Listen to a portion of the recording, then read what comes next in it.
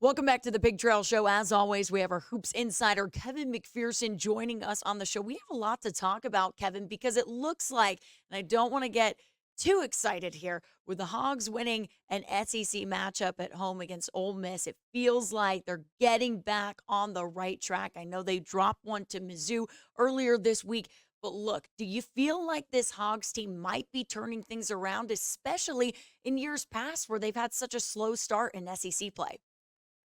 Well, we don't know yet, but Courtney, it has to start with a win. When you're mired in a slump, Arkansas came in a four-way tie Saturday for last place in the league. With Ole Miss was one of those four teams. You got to find a way to win. Arkansas had four games on the road to start SEC play out of their first six. We know how that went. Four straight losses, 1-5. They've had bad starts before. 0-3 last year, turn that around. 2-4 the season before that, turn that around. So if you're talking about a turnaround, that was a must win, really, because that 1-5 start was actually worse than the previous 2 years through six games. In Yeah. fact, you have to go back to John Pelfrey's 2-14 Hogs back in 08, 09, 14 years ago to have a 1-5 start. So you don't want to emulate what that team did. You got to turn things around. So it starts with a win. But I think what's interesting is because we don't quite know yet, the schedule is favorable for Arkansas. We talked about four road games to start out of the first six. The Ole Miss game was the first of three home games in SEC play. Now, next Saturday, Arkansas shifts out of the league for the Big 12 SEC Challenge. That's a road game against a ranked Baylor team. That gives Arkansas house money. You win that, it's great for your resume, a quad one win. You lose it, it doesn't hurt your resume. And if you lose it, it doesn't hurt what you're trying to do in the league, which is get back like you did two seasons before. So it's home against LSU, one of the bottom feeders in the league. Arkansas can get revenge after the opening game loss on the road, and then you've got A&M after that Baylor game in the midweek game the following week. Even though A&M's off to a great start in league play, this is a team that Arkansas can beat at home. And so, if we're talking turnaround, it's not just about what looks favorable, but what are the little things that have happened in the past? What can we maybe identify right now as potential things to help you turn around? Talking specifics, it's always been rotation tweaks. When Devo Davis and Jalen Williams were freshmen, they had to emerge into the top player rotation. That was a real rotation tweak that happened in game against Auburn in a game Arkansas trailed by 18 at home, came back and won, and then they won their next 10 league games. We know how that season ended. Elite Eight final, Yeah. top 10 rankings. Rotation tweak last year. Devo Davis going from starter to six man. Trey Wade, the senior transfer from Wichita State, injected. He'd been little used, comes into the starting lineup. So we can, and then Arkansas takes off after that 0-3 start. So we can look at rotation tweaks that were significant, but there were other things going on in some of the losses, subtle positives, maybe that were unacknowledged if just overlooked. But some of those things, just I'm going to go back to last year. Yes, Trey Wade moved in the starting lineup, big deal. But what had happened in some of those losses? Jalen Williams was starting to get double doubles. He in non-conference play, he wasn't scoring as much, but his offense started to come on a little bit, and his rebounding picked up as well. He actually averaged that double double through SEC play, but Wow. on the season just a little short because of non-conference not as productive. Also, Stanley Amudi in those first three losses was starting to emerge as Arkansas's best three-point shooter and actually increasing his scoring volume on a team that wasn't overall good three-point shooting team, but you needed someone to step up. So some of those things started to reveal themselves a little bit even before Arkansas started winning. So I wanted to focus on that today Yeah. as we look at this team. I mean, let's look at Arkansas's two wins now out of their first seven SEC games. Joseph Pinion has come off the bench against zone defenses against then number 20 Missouri back on January 7th, however long ago that was, January 4th, and Yeah. then again yesterday. 13 points, career high games in both of those games. But what did he do? What the symmetry is, he helped deflate some of the effectiveness of those zone defenses with just quick release, open catch and shoot, spot up shooting, where Arkansas has a severe drought of that in its top rotation. He comes in and helps redefine things offensively. Arkansas, they get back into those games where they were trailing and fight back. Then he gives some more production in the second halves of those games. So keep an eye on his role. Does it expand? Does it increase? Is this going to be part of a rotation redesign to help Arkansas continue to win? You look at Mikel Mitchell. one of the Mitchell twins yesterday. Yes, he was injured late in that game, but he at least provides some proof of concept that Arkansas is not completely, out of you know out of the realm of having some frontline production Yeah. with the loss of Trevor in Brazil before league play even started. We've seen Makai Mitchell help and be productive, but it's going to be more by committee. And so to be by committee, it's got to be more than just Makai. Sometimes it's Kamani Johnson. We've seen Jalen Graham spark a little bit here and there. Yesterday it was Mikkel. So you want to continue to see, as you try to build that now a winning resume, certain things that may be a little bit off the radar. You go back to Arkansas's last 5 wins, Courtney. Jordan Walsh, the freshman, he's averaged nearly 11 points in that stretch, shooting lights out both from the field and three when Arkansas wins. So you want to tap into some of the stuff that's helped him be productive that helps Arkansas win games. Devo Davis has been outstanding in these last 4 games. 3 of those were losses, but his shooting percentages are going up. Yeah. There are other, he's averaged nearly 7 rebounds a game in the last 4 games. He had a double double against Alabama, and he's averaged nearly 17 points. So he's been a guy that's been in and out as a starter, 6 man. He's back in as a starter with Nick Smith out. But you want to continue to see the progression. Anthony Black, career high 8 assists yesterday, 7 the game before that. So those were his 2 best back to back facilitator games. And part of why his numbers are going up is because now some of his assists are kicking out to guys who are starting to knock down some shots. Arkansas was 8 of Yeah. 20, 40% from three yesterday. That's not going to define this team game to game, but you need more of that. Arkansas is getting a little bit better shooting, and part of that is bringing in a guy like Joseph Pinion. Part of that is a Devo Davis looking more comfortable, more settled, not as much off balance when he takes some threes. Jordan Walsh hit 2 yesterday, 2 of 4, just brought him up. So I think there's a multitude of little things you can look at, even in some of the where Arkansas was still losing.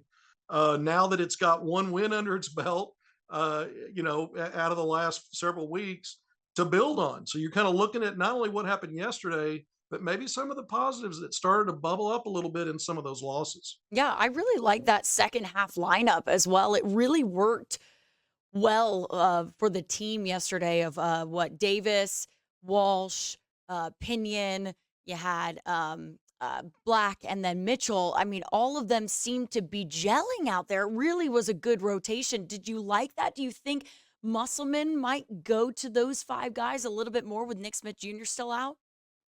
Well, again, it worked in that scenario. Ricky Council. If we go back to Missouri when Yeah. Arkansas beat Missouri, I had just talked about the symmetry with Pinion having big first half. Council had a horrible first half against Missouri, scored 21 of his 25 points in the second half of that game. Yes. And this last game, it played out differently. Council had a bad first half. He scored the first bucket of the second half, had a turnover, went out, didn't come back in. So it worked a little differently. I don't think there's a set group of 5, Courtney, to answer your question, that is a magic answer right now. I think it's going to be a kind of tweaking and a combination of things. And the one constant, we talk about Devo Davis, he was there the previous 2 years when they turned it around. He's here now. Kamani Johnson in a smaller role, but similar. But the biggest constant is Eric Musselman. He Yeah. figures out those combinations when needed, as needed. Some of them are a little bit more long lasting. Some of them will be just based on matchups and situations. I think the biggest difference between the previous 2 seasons is Arkansas is obviously much more handicapped with basically 2 5 stars out significant. I mean, Brazil's done. He's out for the rest of the year. Nick Smith Jr. has played only a handful of games, Yeah. and we'll see if they're able to get him back next month. That's been a huge handicap because those guys brought versatility into what Arkansas could do, especially offensively, because of their ability to score inside and out and create in ways that most of the players that now are outstanding players. They're not overrated, but there's a lot of similarity in the fact that they got to dribble a lot to get into drives, get to the basket. That's one of the reasons why Council's kind of up and down and inconsistent right now Yeah. is the competition and athleticism and size in the SEC. Well, he's facing that. He plays a lot of one-on-one basketball, and it's hard to get to the finishing lane when you play that way in this league. And so he's learning it just like everybody else how to cope with SEC play. Arkansas is probably still a one-dimensional team, but the more they interject Pinion, and if other guys like Walsh and Devo Davis continue to show more efficiency shooting the ball, when they're not driving, that's only going to help matters until and hope and if you can get a Nick Smith Jr. back, which I think changes Oh, everything yeah, for in a better sure. way for Arkansas if that happens. So the key now is to pick up some wins and hopefully it starts snowballing the right way as you move in and finish out January, getting into February. Yeah, when Nick Smith Jr., if Nick Smith Jr. comes back, I mean, when he does, it will absolutely change the dynamic of this team for the better. And a quick update on Nick Smith Jr. for anyone who didn't get to listen to Eric Musselman's post-game press conference the other day. You can go watch that on our YouTube page right now. But he did say that Nick Smith Jr. is back with the team. He was there on the bench against Ole Miss the other day. You wrote an article about it, Kevin. But he is not practicing with Arkansas right now. So we'll continue to keep you updated on his situation. And again, the last that we heard really from Musselman on his timeline is that they hope to have him back by February. Let's see if that actually does happen there. Kevin, I do want to ask you, you talk about that rematch with LSU. What does Arkansas need to do to get that win against the Tigers this week? Well, I think, if you go back to the previous game, Arkansas kept shooting 3-pointers, 25 3-point attempts, I believe it was. Yeah, it was. That first game, Arkansas really didn't stick to its knitting, which is getting to the basket. You've got to have a little bit of balance on your offense, but that's out of balance for the way this Arkansas team, what the personnel is and their playing strengths. Even if you've got more opinion in your diet, you still want to make sure you're not. I mean, Arkansas took 23s yesterday. They're playing a team that also came in as one of the worst 3-point shooting teams in Ole Miss. LSU, I don't know that Arkansas needs to stick to that to what worked against Ole Miss. I think you go back and look at what didn't work at LSU, and that was shooting too many threes. Arkansas's got to continue to work its way to getting to that free throw line, getting easy scores. Arkansas's not been a good transition team. I think they can maybe build on that second half where they got a little better in transition against Ole Miss and got better in converting live ball turnovers into scoring. Yeah. That's been a huge issue. Has been not only the turnover battle, but points off turnovers. So Arkansas has got to continue to work on those things. Those are going to be key against LSU. But I think at the end of the day, but being at Bud Walton Arena, being at home against a team that's, when we look at where they are right now, not very good. You want to take advantage of a team that's down right now and make sure you win at home. So I think it's just Arkansas continuing to play to its strengths. Yeah. Get to the basket. Hopefully you get to the free throw line and just continue to play really solid defense. That's the one thing most of the season that's been there for Arkansas was defense.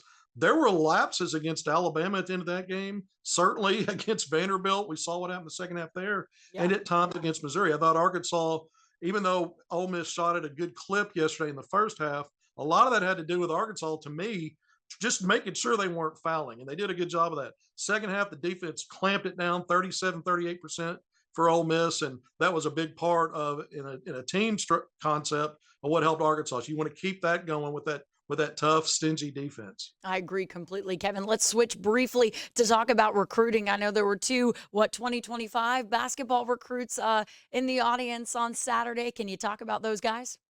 In the house, Caden Bug Edwards from Duncanville, Texas. He's a sophomore, 6'3" guard, 2025, but that's the number one team in the country on the high school level, on a national level, not just number one in Texas. So he's a guy that's a part of what's going on there. These are young players now, but he was, we know that's where Anthony Black starred before coming to Arkansas, was at Yeah. Duncanville. Yeah. So that's kind of keeping in line with trying to identify that Dallas Fort Worth area and zero in on the next guys coming up. There was another player from DFW you mentioned there were a couple from 2025. Amari Slim Reed, 6'8" combo guy out of Lancaster High School in that Dallas Fort Worth area. So you see Arkansas with the combination of Anthony Black, Jordan Walsh being those Dallas area Texas guys, and you continue to while the iron's hot, right? You keep striking Yes. and recruiting. And so even though these are, this is 2025 and it's a ways away from commitments and official visits and things like that, you want to be on the radar. You want to get them on campus when you can. And it was an early game. These players are in their high school season. So weekend games are important. That was Arkansas's first weekend game in SEC play at home. And then it was an 11 a.m. start. So it kind of made it, a little bit ominous if you're wanting to pack the house with visitors, and a lot of football visitors this weekend. But to get those two guys in there, I think was a good step for recruiting. Oh, for sure. And especially to get the win as well. And briefly, Kevin, let's talk Pro Hogs. I know you want to talk Pro Hogs. We didn't get to last week. So give us that Pro Hogs update. Isaiah Joe, the third-year guard who's at Oklahoma City, back-to-back 20-plus point games, both games earlier this week. In each game, he was 7 of 12 from three. He ranks fourth right now in the NBA in three-point percentage, 45.4%. Wow. Now, there's an advanced stat that's out there. I haven't been able to verify, but I believe it.